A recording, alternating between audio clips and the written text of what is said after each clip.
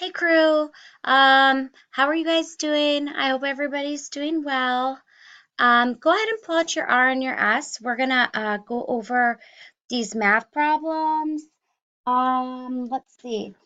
It looks like everybody in fifth period has the survey done, and R and S. I just need Megan and Jackie. So Jackie and Megan, if you're here and you don't have this done, you can pop out in the hallway.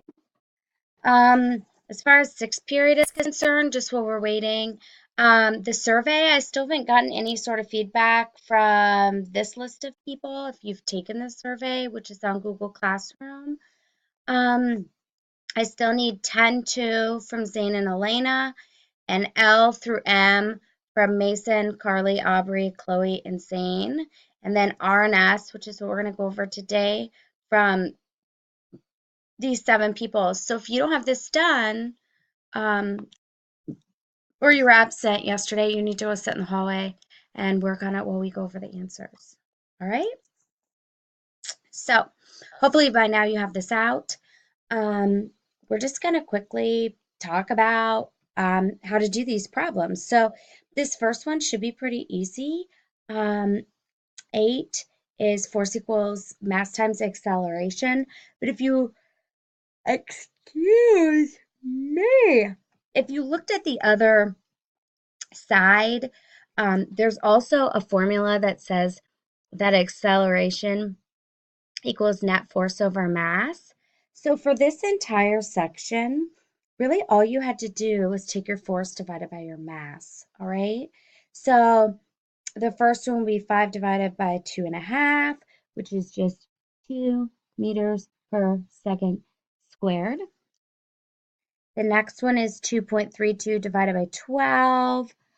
0.19 meters per second squared. Next one, 18.2. Remember, these are all the same exact work because they're missing the same thing. So 9.25 meters per second squared. The next one, 0.87 divided by 21.2. So it's going to be 0.041 meters per second squared. And the last one here is going to be 100.39. All right? So that's those. So these ones become a little different down here because what we're doing is solving for different variables each time. So here we have a mass and an acceleration. So it's going to be 4 times 4. So that's 16. So 16 newtons. For this one, we're given a force and an acceleration. So 25 equals 4.998 times x. So if you want to get x by itself, you need to divide both sides by 4.998. Sorry, I'm a little sloppy because I'm like writing on a... So that's 5.0 kilograms. If you go to the next one, we have a force, so 53 equals mass times acceleration. So we need to get, we need to get x by itself. So we're going to divide both sides by 3. So x equals 17.67. So 17.67 meters per second squared. Next one, we have 172.44 equals 4.665x. So to get x by itself, we're going to divide both sides by 4.665. So, oops, I hit the wrong button. Sorry. So I get 36.96 kilograms. And for the last one on this page, we have x equals 1225 times 3.43.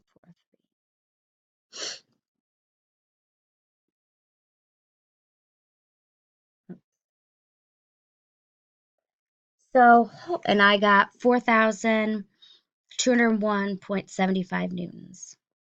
So hopefully those ones weren't too tough for you. Let's go ahead and look at page 10, or sorry, S. We'll pop over to S and we'll look at 10 through 17. Ooh, sorry, I have to get a little more comfortable here. Okay, so we have what is the rate of acceleration of 2,000 kilograms? So 2,000 kilograms is a mass. So 2,000 kilogram truck, if a force of 4,200 newtons is used. So newtons is a unit for force. So 4,200 newtons. So 4,200 equals 2,000 times x. Divide both sides by 2,000. Let me just pull this up here.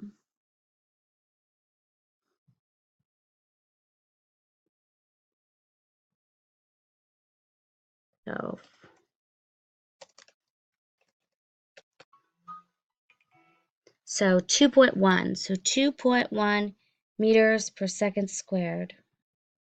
Really, it's a vector. So, all right. So the next one. And remember, if you're not writing these down, sometimes that can confuse you. So it's a good idea to make sure that you're writing these variables down. So what is the acceleration of a 0.3 kilogram? So kilogram is mass, 0.30 kilograms. That is hit with a force of 25 newtons. Newtons is a force, 25 newtons. So we have 25 equals 0.3 times x. So to get x by itself, we're going to divide both sides by 0.3. So 25 divided by 0.3 is 83.33 meters per second squared forward. Number 12. And Miss Prohaska can stop this if I'm going too quickly. How much force is needed to accelerate a 68 kilogram skier? So that has to be mass because it's kilogram. At a rate of 1.2 meters per second squared is acceleration.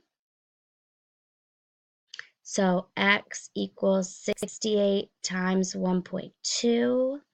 So 68 times 1.2 is 81.6 newtons. That's your force. All right, on to 13. What is the mass of an object that requires a force of 30 newtons? So 30 newtons is a force to accelerate at a rate of 5 meters per second squared. 5 meters per second squared. So we're solving for mass. 30 equals 5 times x. To get x by itself, we have to divide both sides by 5. X equals 6 kilograms.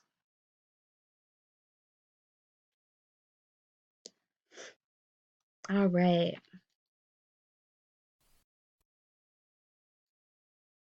What is the force of a 1,000 kilogram elevator?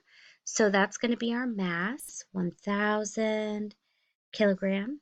That is falling freely under the acceleration of gravity, 9.8 meters per second squared. So 9.8 meters per second squared. So we're going to find force. So x equals 1,000 times 9.8. So 1,000 times 9.8 is 9,800 newtons down because we're free falling in this particular case.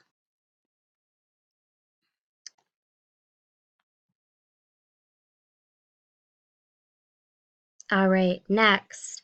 What is the mass of an object that needs a force of 4,500 newtons? So that's my force to accelerate at a rate of 5 meters per second squared. So 5 meters per second squared, we're solving for mass. So 4,500 equals 5 times x. We need to get x by itself. So x equals, 900. So 900 kilograms.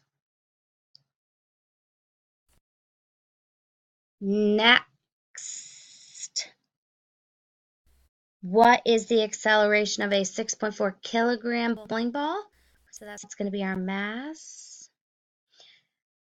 If a force of 12 newtons is applied to it, so 12 newtons is a force. So 12 equals 6.4 times x. We need to get the x by itself. So we have to divide. So 12 divided by 6.4 is going to give you 1.875 meters per second squared forward. And the last one, let me see if we can get this up a little higher. The last one was a challenge question because it was a little trickier. So it says, what is the mass of an object? So that's what we're looking for. That needs a force of 6,600 newtons to increase its speed from rest. So that's our initial velocity is 0 to 107 meters per second in 2.3 seconds. So you had to think back the last chapter. And in the last chapter, we talked about acceleration is final minus initial over time. You have to solve for for acceleration. So we have final minus initial over time. So 107 minus 0 equals, divided by 2.3, it's going to give me 46.52 meters per second squared forward. So that's going to be my acceleration that I just solved for, and then I can solve for force. So force is going to be 6,600 equals 46.52 times x. We want to get x by itself.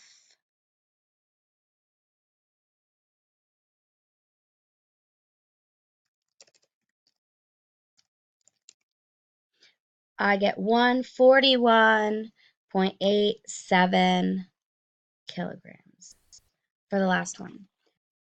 Oh, whoa, sorry. So that last one is tricky. What I'm going to do is, because this took so long and this video recorder only lets me record for 15 minutes, I'm going to stop this video and then I'm going to restart up a video with what we're going to do today. So I'll talk to you later. Bye.